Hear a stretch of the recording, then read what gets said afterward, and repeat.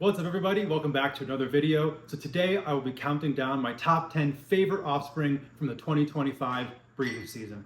You guys have probably seen some of these in my past videos, but I gotta show them off again. I absolutely love the animals that I produced this year. Some projects that I've been working on for quite a while finally came to fruition, and I'm excited to show them all to you guys again. So without further ado, let's get into the video. All right, so to start the list at number 10, here is this male Kankakee bull snake. This is my first year producing bull snakes, and to have it be the Kankakee locality was definitely amazing for me. Of all of the snakes that I've ever worked with, this is the one that is native to as close to where I grew up as possible, from Kankakee, Illinois, just south of Chicago. And this guy is absolutely amazing. He has a really cool kind of tighter pattern when it comes to bull snakes. And of course, the Kankakees are known for that really cool dark brown to black coloration, contrast with the yellow, but then some of that red starting to come in on the saddles very subtly for now. I assume over the next year and a half or so, that red will become more prominent on this individual. What's obviously so great about bull snakes is how big they are when they're babies. This guy's obviously not a freshly new hatched individual, but still, they're born pretty huge. Of all the individuals on this video today, this is actually the only one that is available. So if anyone is interested in him, hit me up. He's the last Kankakee I have available for the year. So once this guy is gone, there won't be any more until next summer at the earliest. But I absolutely love this snake. Love Kankakee bull snakes. All right, here at the number 9 spot is this baby Mexican pine snake. So some of you guys may recognize this dude right here from the video last week. I was going to give the female the spot in the video today, but she decided to be deep in shed, so this guy gets the shine 2 weeks in a row, but that is definitely no slight to him at all. He is absolutely amazing.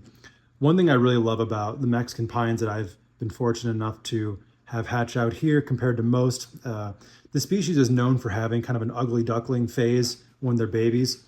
And while they definitely have an ontogenic color change and get really nice as adults, I'm very lucky that the ones that I hatch out are pretty amazing from the jump.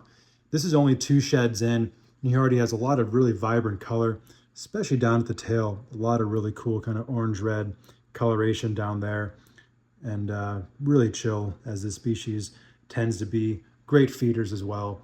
Really, like I was saying last week, just about everything you could want in a pet snake exists here in these Mexican pine snakes, really in the whole Pituophis genus in general.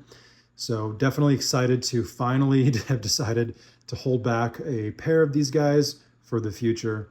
My first 2 clutches, I unfortunately let all of the animals go, didn't hold any back, which was definitely a mistake, but you live and you learn. I'm very grateful to have this amazing holdback pair this year. All right, so here is number 8 on the list. This is the female holdback Yucatan tiger rat snake produced this year. Just at about 4 months old, this girl has already gotten really big relative to the size when they were born, and is just absolutely gorgeous. It's really coming through well actually right now with the lighting here. The white coloration that is there on her sides, that is really amazing, as well as that really cool neon yellow head. You know, like I said in the previous videos where I was talking about these babies, I wasn't really sure what to expect considering I didn't raise my adults from babies. And they have a very unique look to them, the Yucatan locality, at least my animals, where they have kind of like an ivory to cream coloration to them. So when I got all of these kind of vibrant, more neon colors in some of the babies, I was really, really surprised, and this girl in particular. So she definitely deserves a spot on this list. This was my first year producing Spilotes, which I was super excited about, considering I've been working with them for about 7 years now, and was always a goal of mine to be able to produce them. So very excited about that, and could not be happier with this girl. All right, number 7 right here is one of the female Aru scrub pythons I produced this year. So for anybody who hasn't seen the previous video on them, was very lucky. This is the first time this locality of scrub python has been produced in the United States. It's a goal that I've had for quite a while. The mom of this clutch had developed follicles and reabsorbed on me 3 years in a row before she decided to actually go through with it and have a clutch. And the babies are just absolutely spectacular.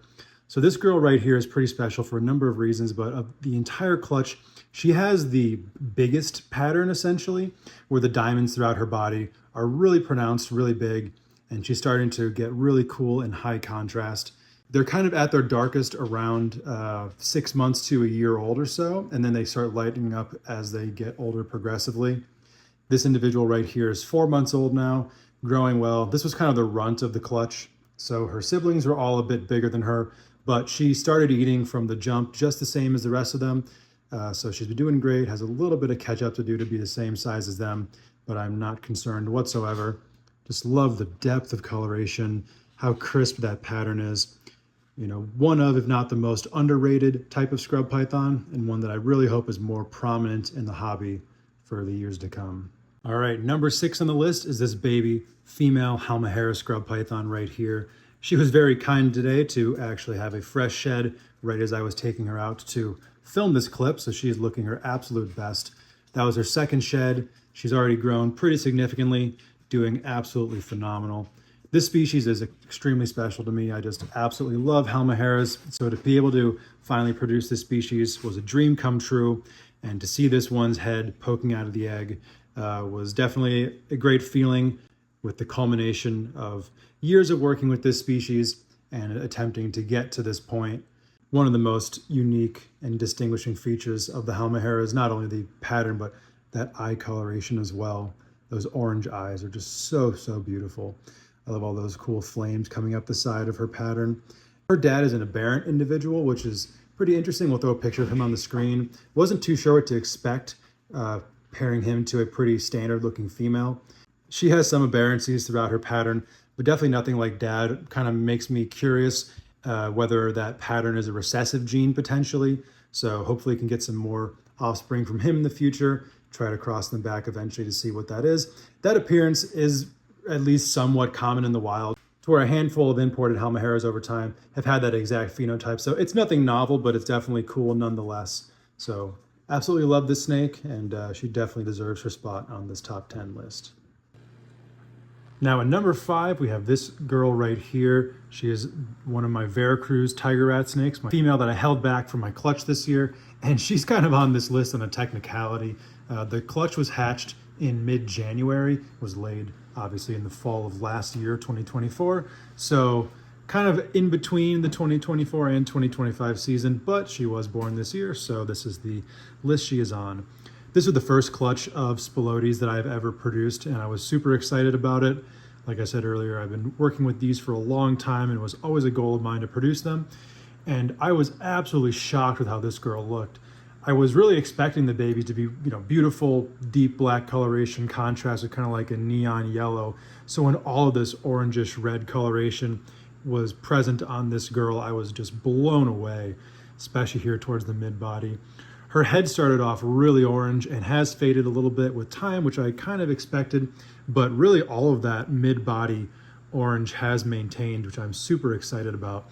She is obviously doing really well as she has grown significantly already, and I really just can't wait to continue to watch this girl grow and develop, and she will obviously always hold a very soft spot in my heart, considering it was the first clutch from a genus that I've always really loved, and as I said repeatedly on this channel, are my absolute favorite colubrids.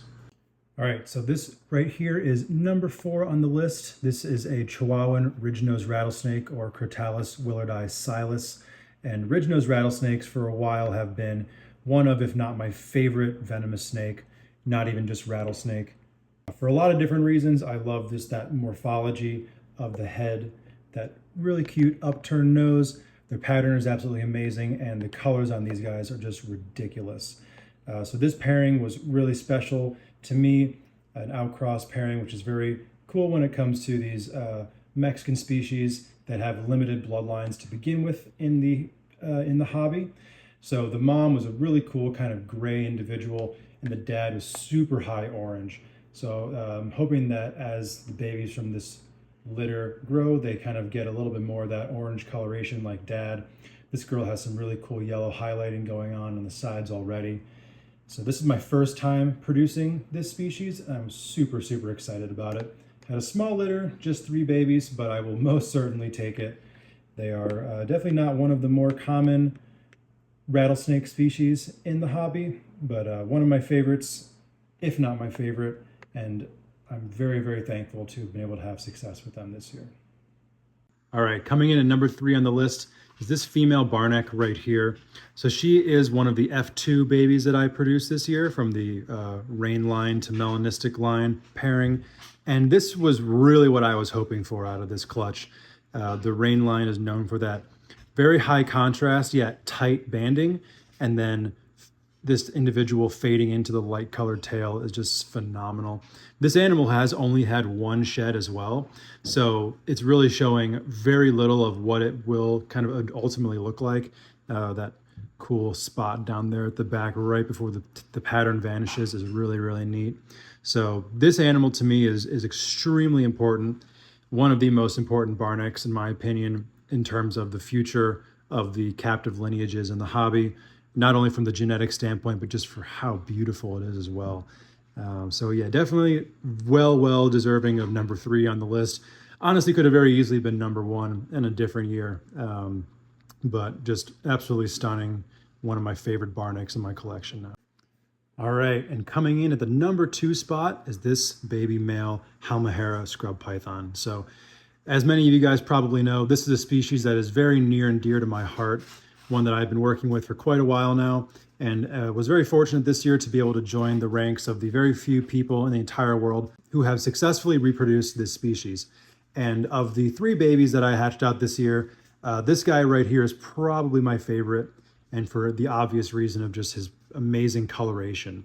So his dad is one that is very highly colored for a Halmahera, particularly for a wild caught. And this guy already is taking shape just like his dad. Will probably end up being even nicer, honestly, based on just the comparison I can make right now. What was also really awesome about this guy is that he was born just absolutely huge as well. The Halmahera scrubs have, as far as I have seen so far, the biggest of the scrub eggs. And obviously that would correlate with the largest babies. And this guy is no exception to that whatsoever. He is just absolutely giant. And after only one shed, is pretty dang big and absolutely gorgeous. All right, so here is number 1, my favorite offspring of the 2025 breeding season. This is one of the male Aru scrub pythons. And like I said earlier in the video, this is the first time this locality has been produced in the United States. And he is definitely the standout of the clutch, which is saying a lot considering all the babies were just absolutely spectacular. What was really special about this pairing is that the dad is essentially almost like a hypo looking individual. We'll throw a picture of him up on the screen. And when this individual here hatched out, you know, from day one, obviously well before its first shed, I knew that this animal was going to look a lot like dad. And a couple of sheds in, and I just could not be happier. As you can see, much lighter than the individual you saw earlier, but still really heavy contrast. I love those bands right there behind the neck. You know, not a locality that is known for neck bars the way that Barnecks are, or even like the Northerns can be, but just absolutely insane, phenomenal snake. He was one of, if not the largest baby of the clutch, and is already growing really well, about the size of eating medium mice at only 4 months old, which I could not be happier about. This snake made my year for sure. And I was even saying it from day one, and this might still be true. This may be the best snake I've ever produced.